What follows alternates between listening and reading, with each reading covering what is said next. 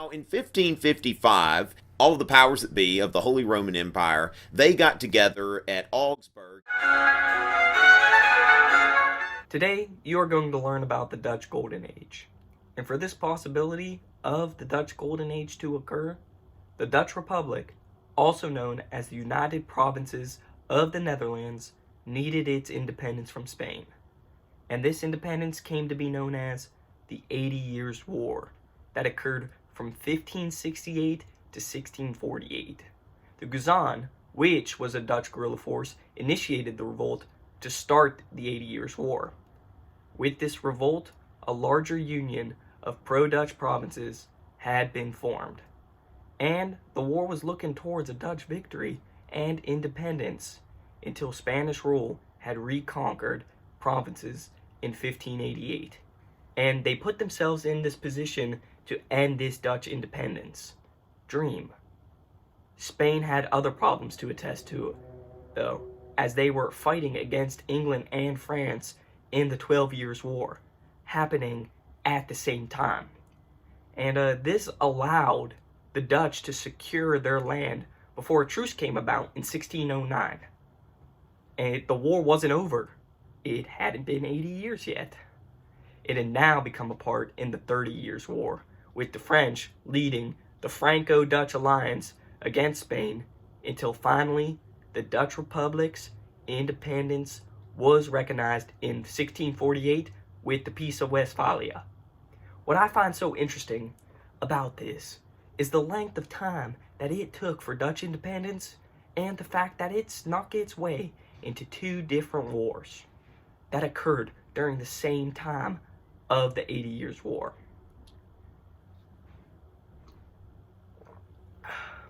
With independence finally, and the Golden Age already amidst, one of the reasons for this prosperity to be possible was a powerful economy. The Dutch economy during this time could be described as more than powerful, and it sort of started off that way. They'd gained economic success from Spain's rule, specifically from the Habsburgs family. And it stayed after breaking away. Flanders and Brabant, provinces that were in the southern Netherlands, had been at the center of the Dutch textile industry, a major source to the Golden Age's economy.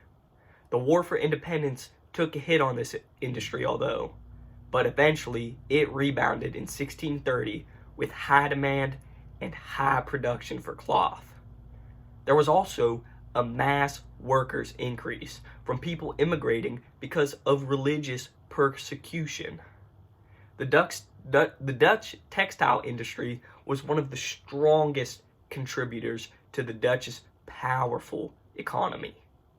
Fishing and agriculture were also another major part to the economy for this Dutch Golden Age, but they had been specifically the major part for the Dutch land since the 12th century. Another main contributor was the Dutch merchants' overseas commerce and shipping. This started to come about prominently in the Netherlands region in about the 15th century, as merchants were starting to trade with the ship route in the North Sea. Trade was just getting stronger and stronger, and by the 17th century, a world primacy was being established by the Dutch, with an expansion into Asian, African, and American markets. While all of these industries contributed to the Dutch economy, its finance was what made the economy. With the establishment of the Exchange Bank in 1609 and the London Bank in 1614, both located in Amsterdam, the Dutch had a way to control all of the money being brought in from this industry and trade. Merchants were specifically fond of this exchange bank, depositing only less than 1 million Dutch guilder, which was the form of currency at the time, in 1611, to over 6 million by the end of the 17th century. The Dutch economy grew exponentially up until about 1620, but then it kept growing steadily throughout all of the Dutch Golden Age. Behind a strong economy is the people working towards it. The Dutch society.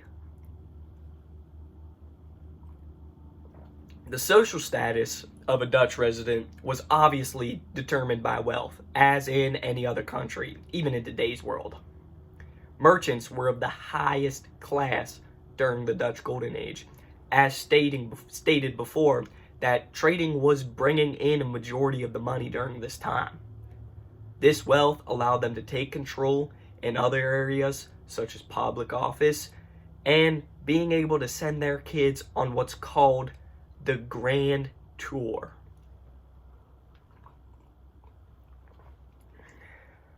This tour was basically a trip across Europe, where they would attend universities in numerous countries, setting them on track to attain roles in public office. Aristocrats would have their children marry these merchants for societal gain, as well as taking up public office. The nobility comes in lower than this, as there wasn't real significance, as most of them resided in more underdeveloped provinces of the Dutch land. And religious members also were not as important either, with a repression of the Catholic Church coming from the 80 Years' War. Then came the middle class, which consisted of smaller merchants, physicians, ministers, and lawyers. Lower status was attributed to tradesmen, farmers, bureaucrats, and shopkeepers. And then even lower than that came the sailors, laborers, servants, and the maids. Finally, at the lowest of the low were the peasants, and these were also called at the time paupers.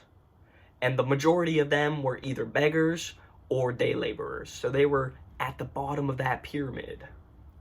A society of the Dutch Golden Age leads right into its culture. Culture and its advancements were at an all-time high during this time, as a flourishing economy means almost anything can be flourishing in a country. The main contributor towards a notable culture was Dutch art, specifically paintings. And you can actually find an 18-minute video by the guy I'm making this sort of parody off of, just on Dutch Golden Age painting. But that has its own section in my video. And there were other cultural developments that occurred during this time, specifically in architecture and literature.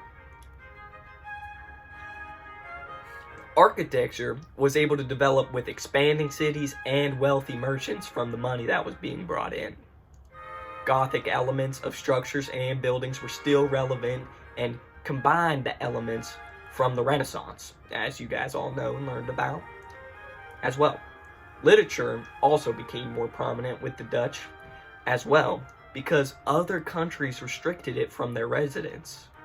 This also had brought in another form of trade and wealth to the Dutch land with books. Holland became the Golden Age center of literature, with production of everything that could be read, going from news to political pamphlets. You could read anything. These developments were at the center of the Dutch Golden Age. Culture and this Baroque music that you're listening to right now in the background was just another prominent feature of Dutch culture at the time. With that, we can get into the most prominent feature of the Dutch Golden Age: painting.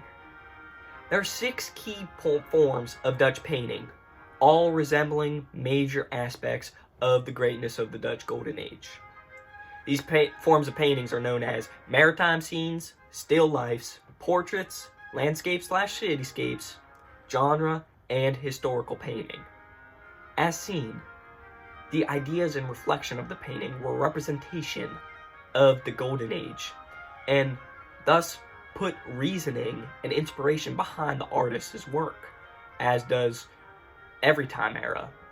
People paint about what's going on. There are 2 paintings that I want to touch upon from the time. The first is Isaias van de Velde, Winter's Landscape, from 1623. This piece depicts a landscape form of the time, and the realistic aspect of the painting was something of prominence in the time as well. It conveys this normal winter day and shows the cold of winter in the picture that was painted. However, these colors that you see being used actually give off a warmer feel to say that these winter days will be over eventually. Esaias van de Velde was an early 17th century painter during the Dutch Golden Age who was one to adopt painting from a more standing at eye level, which actually puts someone looking at it into the scene of the painting. The second painting is from Rembrandt van Rijn and his Judas returning 30 silver pieces from 1629. This piece depicts a religious aspect of the time, as was one of the most popular forms of historical painting. This was considered to be Rembrandt's first masterpiece at 23, and he can be seen as the most known to do this form of historical painting at the time. The painting shows very dark colors, which were used to dramatize the scene he was painting. And he is known for being able to depict very dramatic scenes in his paintings. And this was his first one to put him in the public eyes of the time. The public eyes of the time. As I have said, that painting during the Dutch Golden Age really is a representation of the time. But just recently, that idea has changed. The Amsterdam Museum officially dropped Dutch Golden Age as the name of the era in 2019. While the Dutch Golden Age was a time of prosperity and trade improvement, the museum says that the positives that are being associated with the Dutch Golden Age are actually hiding the poverty, war, forced labor, and human trafficking. This was stated by Tom van der Molen, the curator of the 17th century at Amsterdam Museum. And this has actually sparked a debate in today's world into whether it should be positively or negative in today's world. Me personally, I believe that those things stated are sort of a norm during the time period, and not that they aren't negative because they were normality, but I think that the positives outweigh the negatives in this age. I don't think the stock market would have been a thing if it wasn't for this age with the creation of the exchange bank and lending bank. Come up with your own opinion, and then still ace those AP questions that are on the Dutch Golden Age on your AP test. Thank you for watching.